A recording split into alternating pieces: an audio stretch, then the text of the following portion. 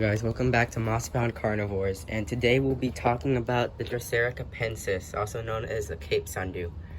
So these specific kinds, normally all kinds of Drosera are similar to each other, but this one, it is in a way kind of special.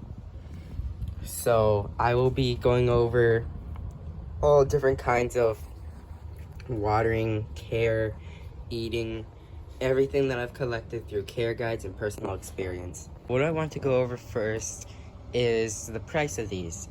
So normally they would be around $5, $10, $15 in person, like from a nursery, which is where I got mine.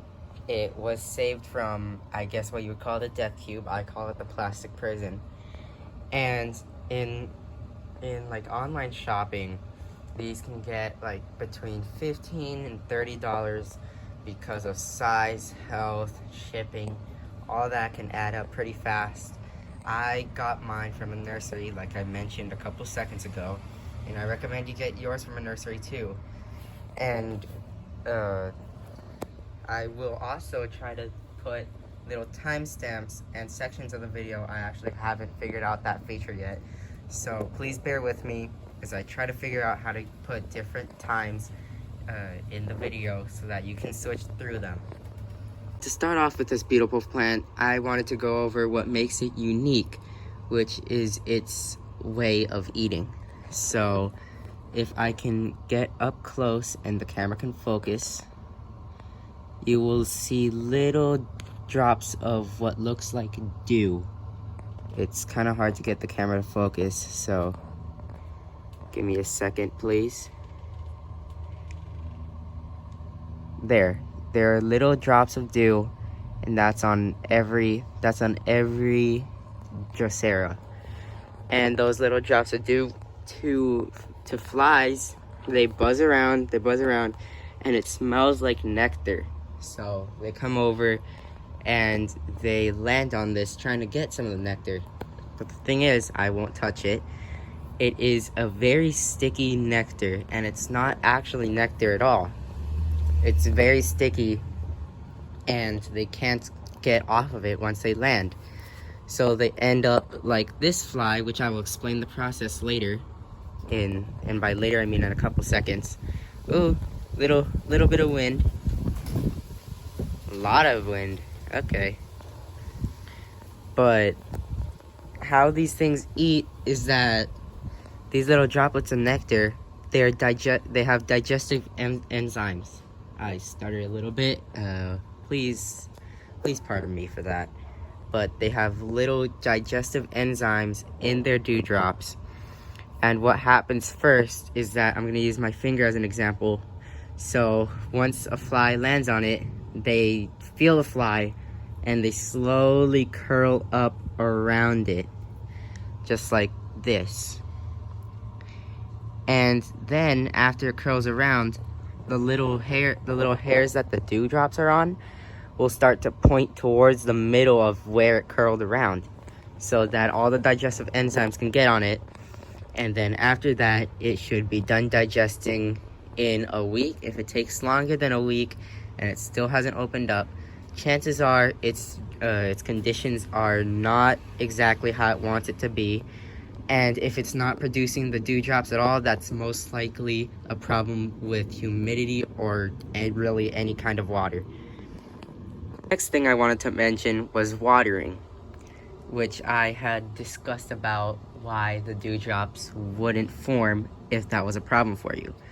So this soil, they like it decently wet constantly. I have it out of the tray just for now to show, but these like it wet. They like bottom watering, which is there's a tray filled with water, and it likes it to be not constantly filled, but it wants it to be constantly at least moist. Where these live, the bogs that they live, there's always water below the ground, and they can always access it. And the reason why I let the tray dry out is because a lot of the water, like the root system, is about this deep, and a lot of the water stays below that root system once it dries up. So this stored water can eventually disperse itself around the pot before I need to fill it up again. These can tolerate rain. They can tolerate any kind of top watering as long as it's not too much. And no, it will not affect the dewdrops. I am not completely certain, but I think they might be hydrophobic. So it doesn't really affect the dewdrops. It doesn't really do, no pun intended. I literally stopped talking for a couple seconds because I accidentally made a pun. But it doesn't affect the dewdrops, and it won't get rid of them. And if it somehow does, then they will just regrow. And talking about growth, I wanted to go over growth next. So how this grows, it is actually a very fast grower, and the Cape Sundew, Drosera capensis, I would actually recommend it for beginners because of how easily these things grow.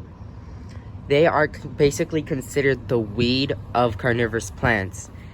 And how they work is that it first starts off with one or two of these little leaves, and Drosera can range widely, and you can tell that it goes from a stem to like a paddle.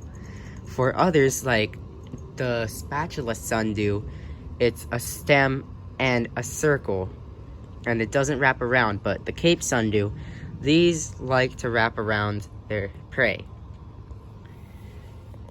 And they grow extremely fast. It's really quite hard to kill these off as long as you have the right materials. It's really hard to kill them off. Even with root and crown rot, it's very hard.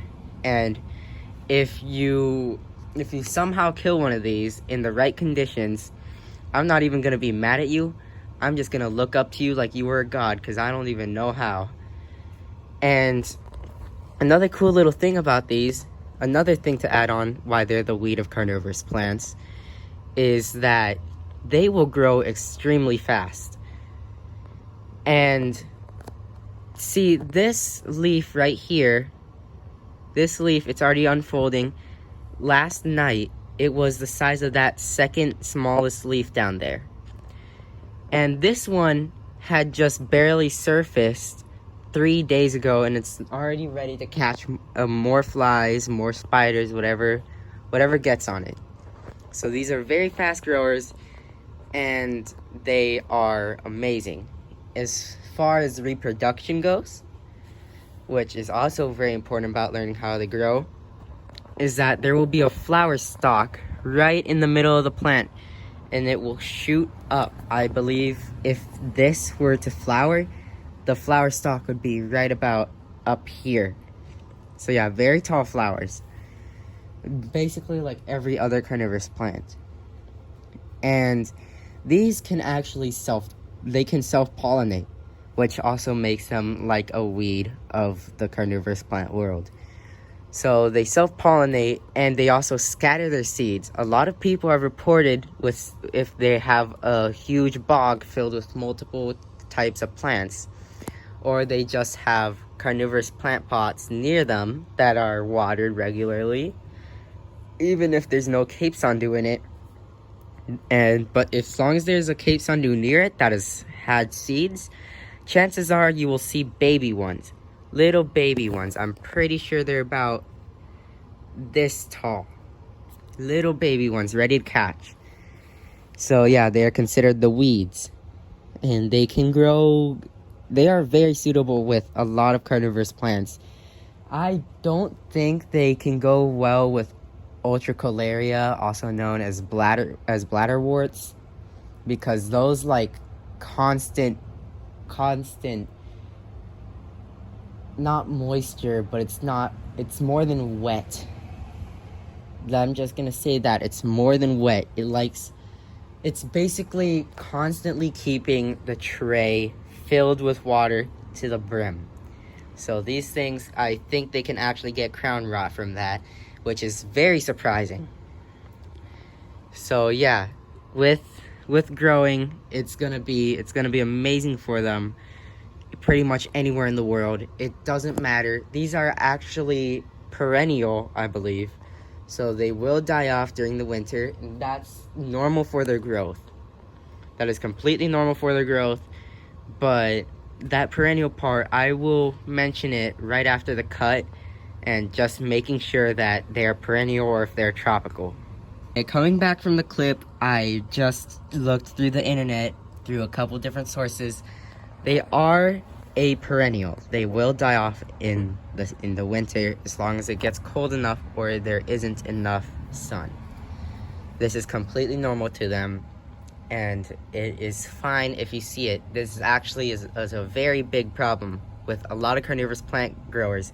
If they're beginners and they didn't do enough research, they see that in the winter or maybe late fall, they will start to see their plants die, and they think that it's actually dying.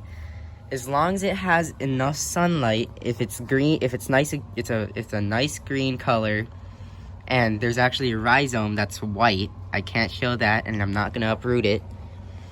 As long as it has that, it has enough energy to go back into whatever state it was in. So next up, we're going to be talking about growing conditions. These things, they like at least 6 hours of sunlight every day. I recommend you having it in when sunrise, sunset, and have it shaded in the noon and early afternoon. I have had problems growing any carnivorous plant here that wasn't shaded during the noon and early afternoon hours because it was too hot for them and they burnt out. Their pots dried up quick, they couldn't get enough water, and they ended up drying out and dying. So I really recommend that you keep them under shade. But it is good. They will have vicious growth between around 6 and 8 hours of sunlight daily. They will have vicious growth. That's why these things are growing so incredibly fast. I mean, it's insane. And to add more onto growing conditions, a lot of people think that carnivorous plants are like an animal. They need to constantly be fed or else they're gonna die. That is not the case. People have to remember that they are plants. And these will actually survive up to 2 months without any insects landing on it at all. Just remember this. These do not need nutrients. They get the nutrients from flies, and the nutrients that it gets from flies and other insects are more of a fertilizer. And you can see that these are eating too, so it's going to have very vicious growth. So another thing that I wanted to talk about is their substrate. So what I have here is 2 parts peat, 1 part perlite. And what this does is that the perlite, if you're a new grower and you don't know what this means, so the 2/3 of the pot is peat moss, and the last third of the pot is perlite. So what it does is that the perlite allows drainage, but it has a lot more peat moss because that can retain nutrients, and since it's a perennial, I'm probably going to keep it out in the winter, let it die off. And normal peat moss, these things provide insulation for when it's cold. Their perennials, their outside can get cold, but if underground where their roots are starts to cool down as well below its normal temperatures, it will die off. These are very resilient, so it wouldn't die off as fast. It's a very forgiving plant in any way, but it will die off if you completely ignore it. And one last thing that I wanted to talk about was burning. This also goes in with the sun part. It is very important that you shield it during... A little thing happened to my phone. I don't know if that blurred out the camera for a second, But it is very important that you shield it during heat stroke, like where it's possible for a heat stroke during the noon, or if there's a heat wave. If it's a generally hot area, they will get burnt if you don't shade it in the noon or early afternoon, like I mentioned. And if there's a heat wave, these things will probably like partial shade, only real sunlight in sunrise and sunset. And that is very important because I had a typical Venus flytrap. I did not follow this rule, and it ended up dying. It ended up getting burnt, and that is very bad. That is very unfortunate for it because it also got infested with root aphid. And I will make a video on pests. That is one of them. I can do a brief explanation. They hide in the soil, and they start to eat out all the nutrients that it's getting from the roots, or in this case, all the water, because they don't get nutrients from the roots. So I'm probably gonna wrap things up in a little bit, just finish talking about this, and then you can leave if you want, and yeah.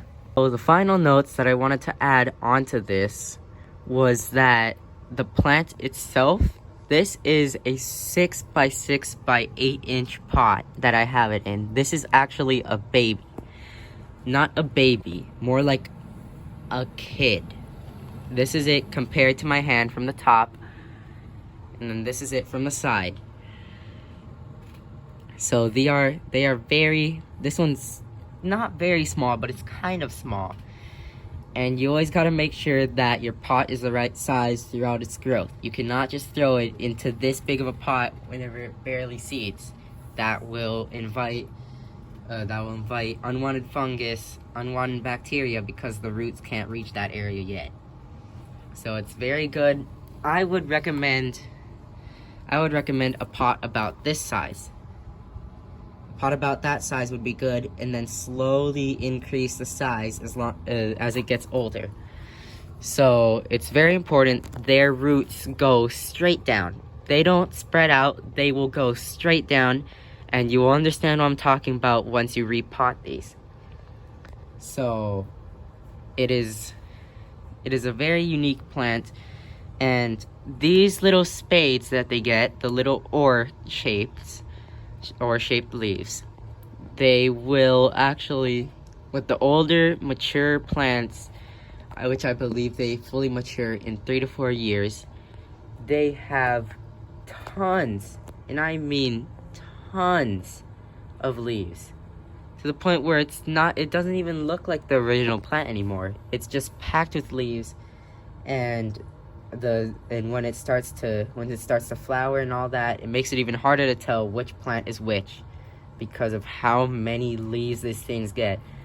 And I would if you want to know what I'm talking about, I will put a picture of this thing after this cut, which will be in 3, 2, 1. After that little picture there, that is one mature plant. They will also get that red coloration that you saw, as long as it gets the right conditions. And this basically wraps up everything that I wanted to talk about. If you have any questions, I can either answer them in the comments or make a whole video about them if they are that big or that general of a question that I did not answer. So good morning, good night, good afternoon, wherever it may be for you, and have a nice day.